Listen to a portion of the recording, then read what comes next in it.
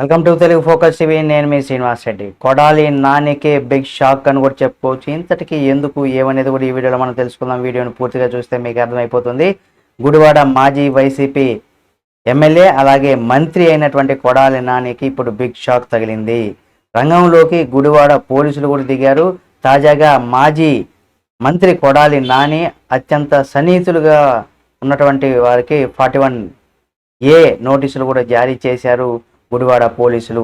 వాలంటీర్లను బలవంతంగా రాజీనామా చేయించడంలో అలాగే లిక్కర్ గోడౌన్ వ్యవహారంలో కూడా బెదిరింపుల కేసులో కూడా మాజీ మంత్రి కొడాలి నాని అత్యంత సన్నిహితులకు కూడా 41A నోటీసులు కూడా జారీ చేశారు గుడివాడ పోలీసులు. దీంతో ఒక్కసారిగా ఇప్పుడు ఏపీ రాజకీయాలు ఏవైతే ఉన్నాయో అవి బాగా వేడెక్కాయని కూడా చెప్పుకోవచ్చు. కొడాలి నాని షాడోగా పేరు పొందినటువంటి దగ్గుపాటి శశిభూషణ్ అలాగే సన్నిహితుడు మిత్రుడు పాలడుగుల రాంప్రసాద్ అలాగే గుడివాడ వైసీపీ అధ్యక్షుడు గొర్ల శ్రీనివాసులను కూడా 41A నోటీసులు కూడా జారీ చేశారు గుడివాడ పోలీసులు.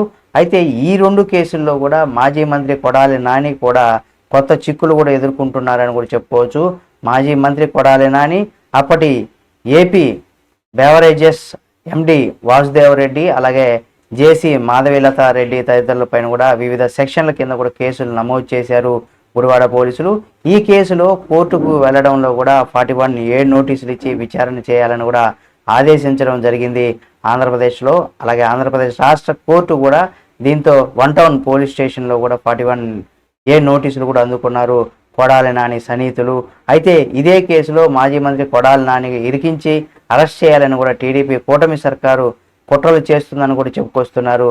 ఇక ఇక్కడ ఒక రకంగా చెప్పుకోవాలంటే రూట్ క్లియర్ అయితే ఏమవుతుంది అనేది కనుక మనం చూసినట్లయితే మాజీ మంత్రి కొడాలి నానిని కూడా అరెస్ట్ చేసే ఛాన్స్ ఉందట. ఇప్పటికే మాజీ మంత్రి కొడాలి నాని సామాజిక వర్గానికి చెందినటువంటి వల్లభనేని వంశీని కూడా అరెస్ట్ చేశారు ఏపీ పోలీసులు. ఆయన ఇప్పుడు రిమాండ్లో కూడా ఉన్నారు. అలాగే పోసాని కృష్ణమురళిని కూడా అరెస్ట్ చేశారు.